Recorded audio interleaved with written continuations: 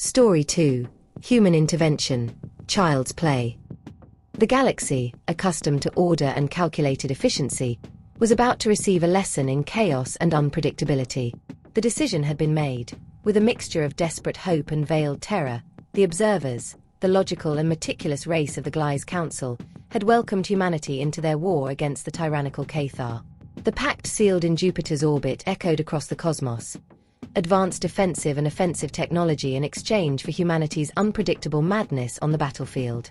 The universe, in its vast and ancient wisdom, was about to witness something that neither the most intricate logic nor the most complex algorithms could have predicted. Training, alien confusion, and human adaptation. The exchange began with a strange mix of curiosity and apprehension. Gliesian vessels, with their mirrored surfaces and sterile interiors, transported the first contingents of human soldiers to training centers far from the main conflict. The Gliesians, masters of strategy, energy efficiency, and surgically precise combat, expected humans to absorb their methods. Perfect formations, calculated attacks with minimal casualties, and the exact use of directed energy weapons. What they received was a military cultural shock. Barbarian and unpredictable human tactics. The observers, accustomed to battles lasting cycles with few casualties due to their almost ritualistic nature and aversion to unnecessary risk, were perplexed by the human approach. Our soldiers didn't fight in impeccable lines. They dispersed like a school of fish in the sea, using cover inventively and often improperly. They dug impromptu trenches in seconds, crawled through mud and dirt, and utilized terrain in ways that the Gliesians considered not only inefficient but dangerous and disorganized. The idea of exposing oneself to physical danger for a minor tactical advantage was incomprehensible. For them, maximum protection was the goal. For humans, victory, at any cost. Primitive and shockingly lethal arsenal. While Gliesian energy technology was clean, direct, and focused on deactivation or neutralization, humans brought a surprising arsenal of kinetic weapons.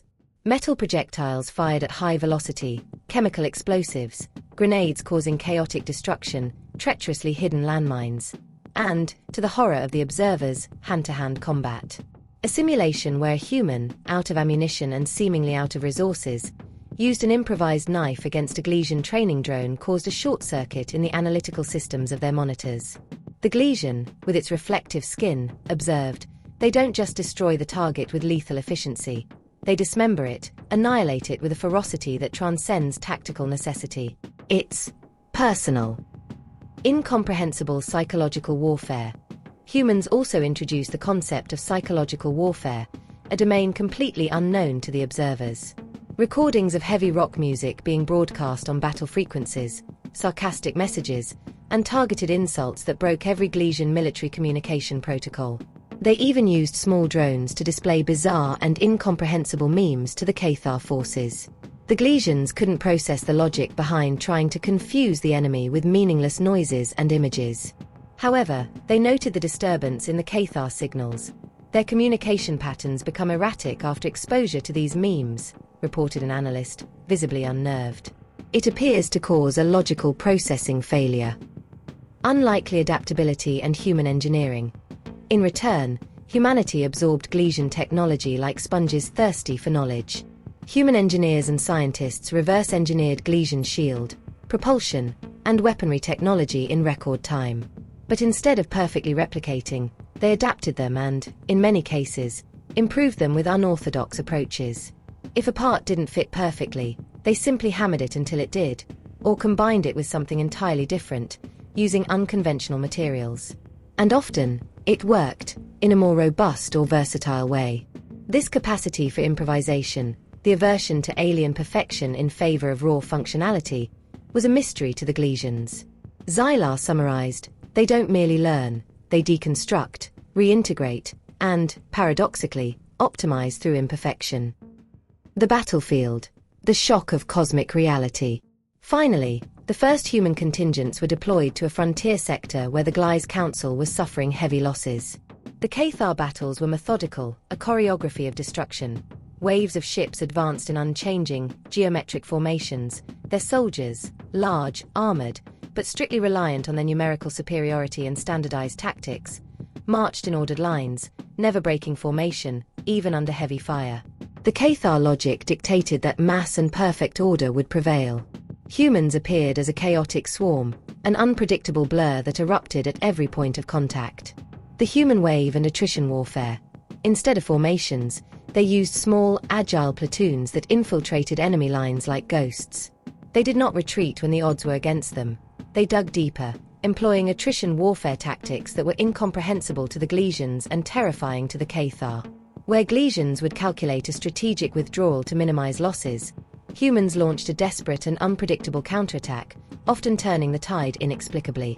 For a Cathar, the idea of continuing to fight when loss analysis indicated a probability of defeat was a software error, not a tactic. The human factor in direct combat. One incident became legendary in the Galesian War annals. A Cathar unit cornered a small group of humans in an improvised trench. The Cathar, confident in their logical victory and imminent surrender, advanced methodically. Instead, the humans launched an attack bordering on suicide, using improvised explosives and fighting with a blind ferocity, a primal rage the Cathar had never encountered. They used their own bodies as shields, fought with tooth and nail. Cathar morale, accustomed to orderly surrender or total annihilation without resistance, broke. They didn't understand the idea of fighting to the last man, for something that wasn't a clear logical or tactical objective. The human capacity to fight for camaraderie, for honor, or simply for not giving up, was alien to their programming. This is child's play, human analysis of the battlefield. An intercepted transmission from a human commander to a Galesian outpost summed up the situation in a brutally honest and, from the Galesian perspective, hilarious way. In the middle of intense gunfire, with explosions and human shouts in the background, a human voice, full of a strange mix of adrenaline and boredom, was heard by Xylar. To be honest, General, their plan is pretty simple. Very predictable. It's like child's play. We can pick up the pace here and get this over with, before they think of something more complicated. The statement, literally translated, shocked the Galesians. They had been losing this child's play for cycles, their fleets being annihilated by a simplicity they couldn't decipher. The turn of the war and rising human reputation. The Cathar, who were once unbeatable and unquestionable in their tactical superiority, found themselves facing an enemy that did not follow the rules of galactic warfare. An enemy that laughed at pain, that turned despair into fury, and that seemed to have an infinite capacity to adapt, retaliate, and improvise in the midst of chaos. Battles that had lasted cycles were now resolved in days, often with a disproportionate Cathar casualty rate. Human fury, disorganized and passionate, was something the Cathar could not calculate. They saw a pattern where there was none, a logic where raw emotion reigned. Humanity didn't win the war conventionally. We broke it. We turned their war into something so brutal, unpredictable, and incomprehensible that the tyrants, and even the observers, were shocked. Humanity's reputation spread like an unstoppable virus throughout the galaxy. A mad species, unpredictable, but incredibly effective and terribly powerful. The observers, shocked, but now undeniably relieved, began to see human madness not as a flaw or an existential threat, but as the only thing capable of defeating the relentless logic of the Cathar. Humanity was the chaos that galactic order, desperately, needed. And this was just the beginning of our journey through the stars. Did you think humanity would fit into galactic rules? Think again. This was part 2 of our saga, where we showed the aliens what real child's play on the battlefield looks like. If you enjoyed humanity's brutality and unpredictability in action, give us a like, comment on your favorite part, and subscribe to the channel so you don't miss what comes next. Humanity becoming the guardians of the galaxy.